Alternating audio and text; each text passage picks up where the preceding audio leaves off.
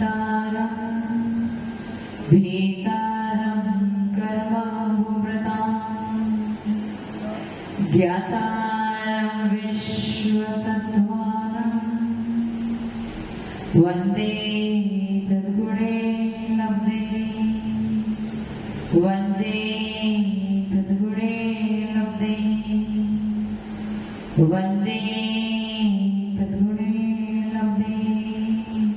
जोड़ो पंचमेश्वर भगवान की, देवादि देवादिनाथ भगवान की, अंतिम शासनपति महावीर स्वामी भगवान की, परम पूज्य गुरुदेव श्री आदि सागर महावीर विद्या विपुल सागर सरस्वती सागर जी महाराज की, परम पूज्य गुरुदेव श्री सुंदर सागर जी महाराज की, द्वादशांग जिनवाणी माता की, बोले समस्त आचार्य संघ की। इतिहास इस बात का गवाह है कि जब भी नदी ने अपने किनारों का उल्लंघन किया है तब तब गांव बह गए। जब जब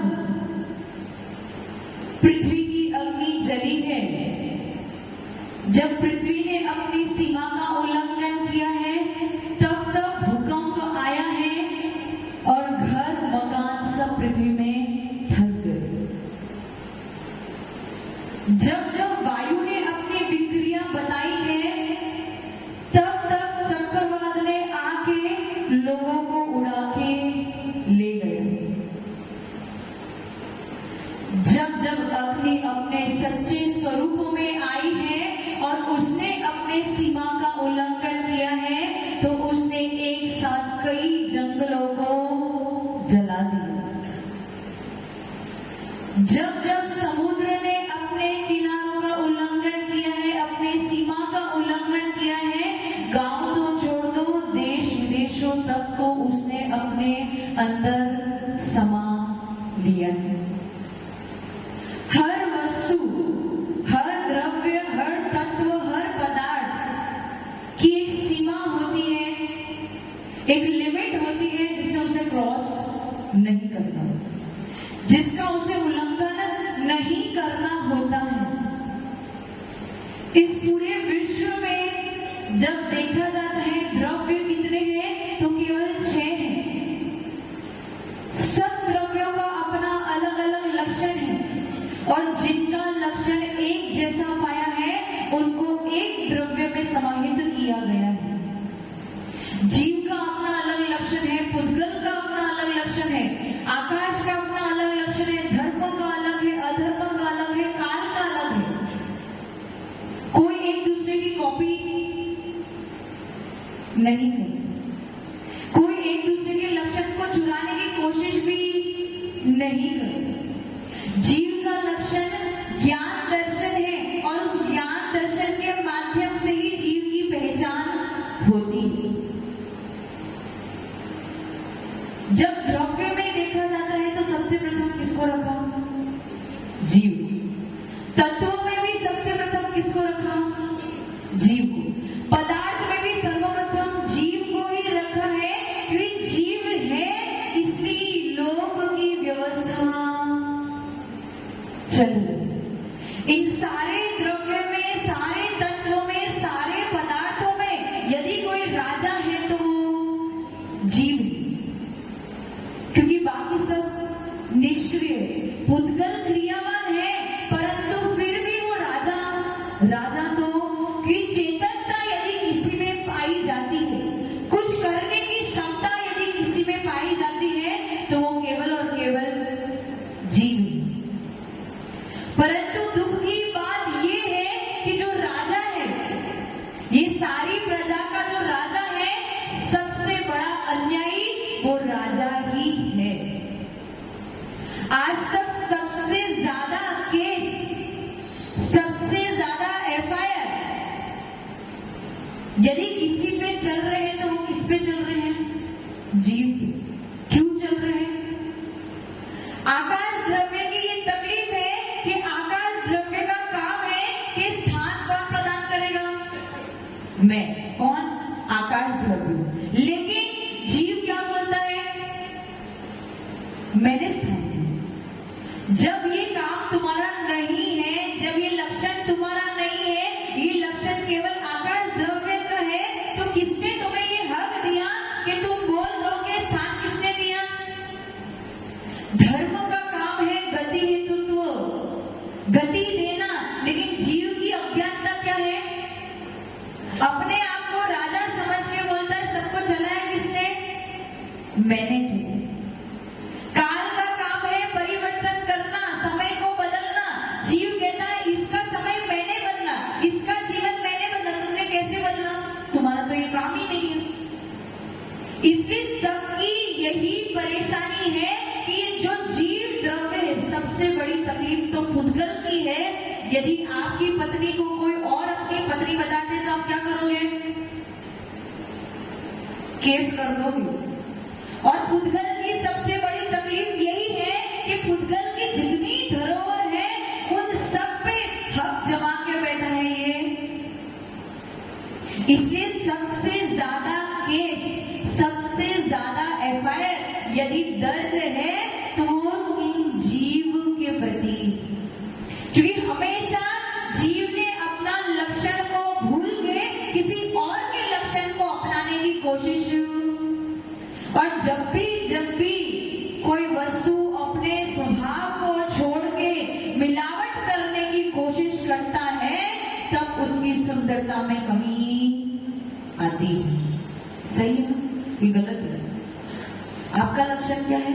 केवल जानना और देखना। रास्ते पे चल तो रहे हो, रास्ते में कांटे पड़े हैं, बीच में कांटे पीछे पड़े हैं।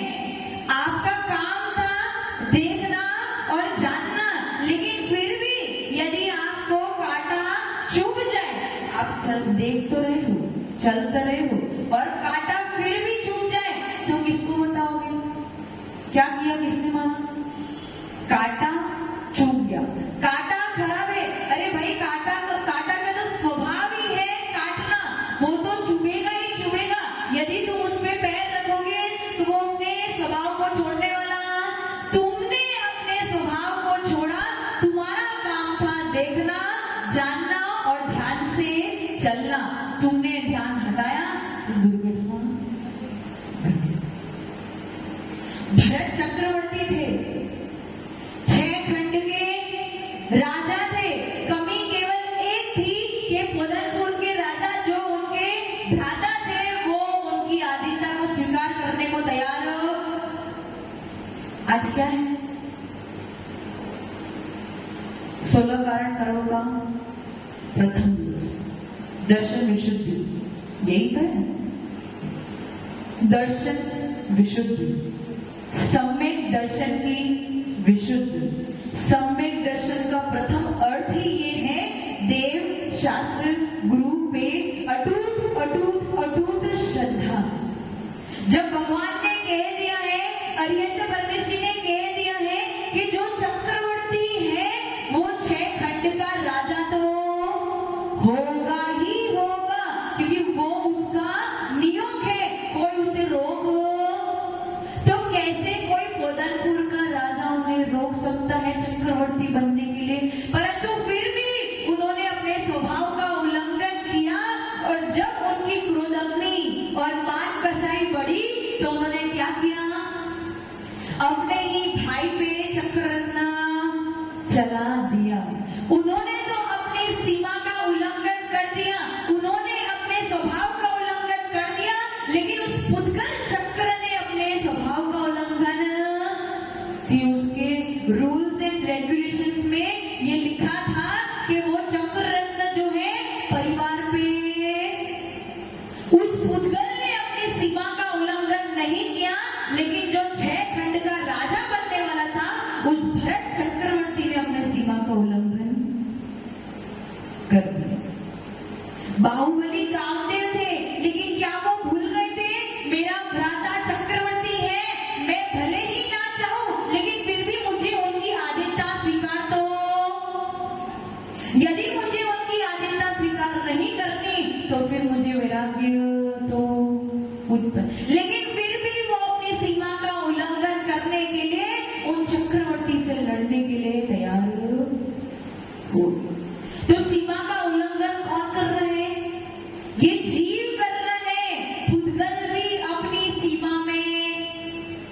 रहता है।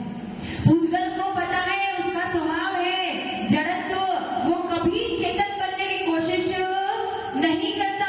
ये अज्ञानी जीव है जो अन्याय करने पे तुला है और वो अपने आप को जड़ बना के अपने आप को पुद्गल स्वरूप समझ के बैठा। श्रेणिक राजा ने जब यशोधर मुनिराज पे उपसर्ग करना चाहा था तो उन्होंने कुत्ते भेजे थे उन यशोधर मुनिराज पे उपसर्ग करने के लिए। लेकिन कुत्ते ईमानदार होते हैं, कुत्तों को पता है कि किस पे वार किस पे किया जाता है। जो हम पे वार करे, जिससे हमें हानि होनी हो, उन्हीं पे वार किया जाता है, उनके सामने ही भौंका जाता है। लेकिन वो कुत्ते जैसे ही गए, उन्होंने देखा कि यशोधर मुनिराज तो शांत मुद्रा में खड़े हैं, ये हमारा कुछ भी बिगाड़ करने वाले। वो शांति से जाके उनकी मुद्रा को निहारने लगे।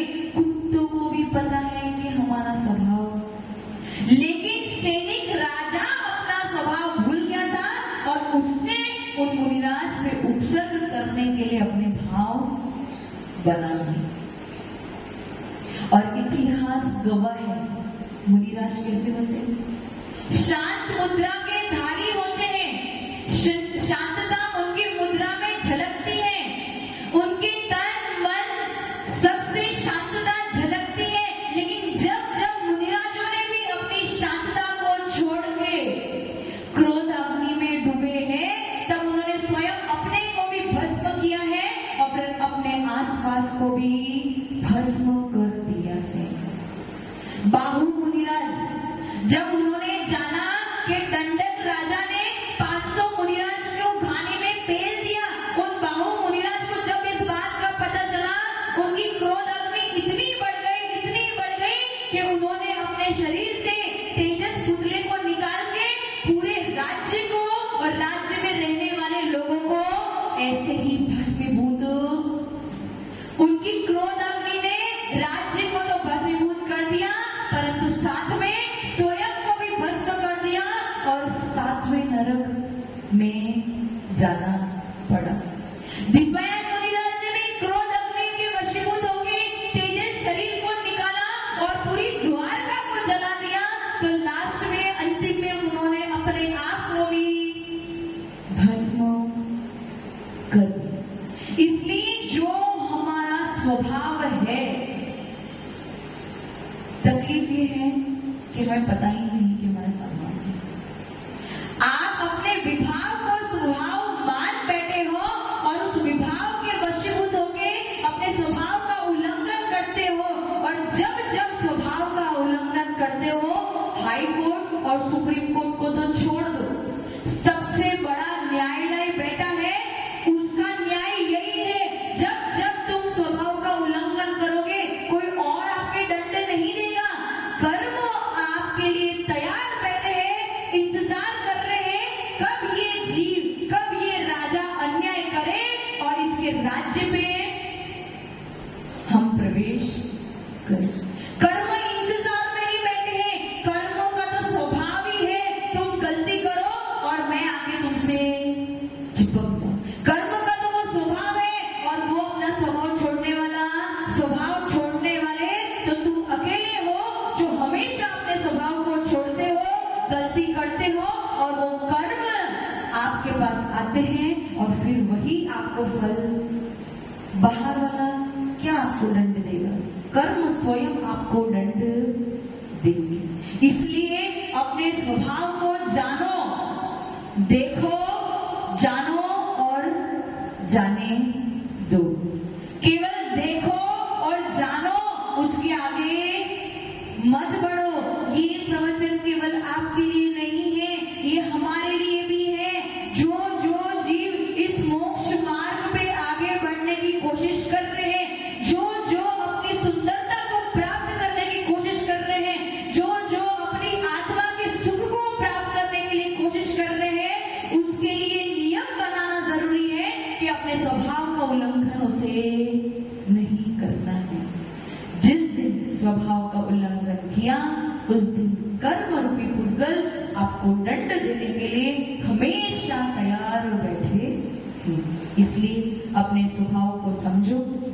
अपनी मुद्रा को समझो, अपने इस जीव तत्व को समझो, अपनी आत्मा की सुंदरता को समझो, देखो, जानो